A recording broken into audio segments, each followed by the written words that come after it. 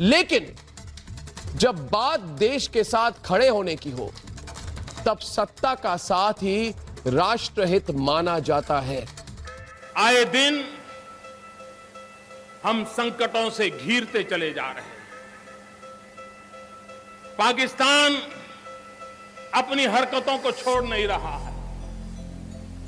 चीन आए दिन आंखें दिखाता रहता है, हमारी धरती पर घुस जाता है। चीन आंखें दिखा रहा है।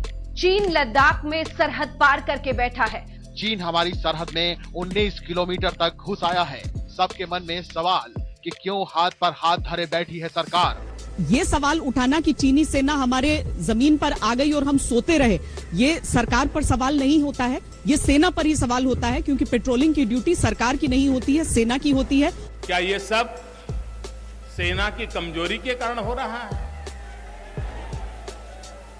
ये पड़ोसी देश हमें परेशान कर रहे हैं, ये सेना की कमजोरी के कारण, सेना की कमजोरी के कारण। मित्रों, समस्या सीमा पर नहीं है, समस्या दिल्ली में है। क्या इस परिस्थिति में राजनीतिक पार्टियों को यह समझना नहीं चाहिए कि इस मौजूदा परिस्थिति में टीका टिप्पणियां करना, मजाक उड़ाने जैसी बातें करना, वो चाहे कोई भी कर रहा हो, वो असल में वो भारत वर्सेस चीन या बीजेपी वर्सेस चीन नहीं, भारतीय सेना वर्सेस चीन इस समय स्थिति है। और इस पर जो सवाल उठ रहे हैं वो भारतीय सेना के शौर्य पर सवाल उठाते हैं वो लोग।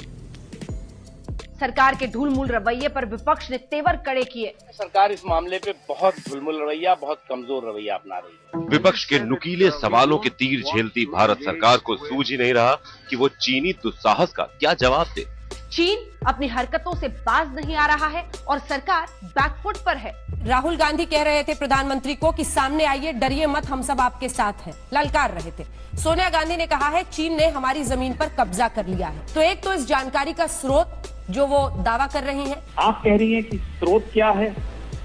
हमारा आपका स्रोत तो वही है जो रिटायर्ड जनरल्स हैं, जो एक्सपर्ट्स हैं, जो उस इलाके को समझते हैं, जो स्ट्रेटेजिक एक्सपर्ट्स हैं, जो बार बार 1 महीने से नहीं 2 महीने से लगातार आगाह कर रहे थे। वो आगाह करते रहे, सरकारों को भी, विपक्ष को भी आगाह करते रहे, भाई आवाज उठाइए, हमारी जमीन पर कब्जा हो रहा है। ये सवाल उठाना कि चीनी सेना हमारे जमीन पर आ गई और हम सोते रहे, ये सरकार पर सवाल नहीं होता है, ये सेना पर ही सवाल होता है, क्योंकि पेट्रोलिंग की ड्यूटी सरकार की नहीं होती है, सेना की होती है। कुछ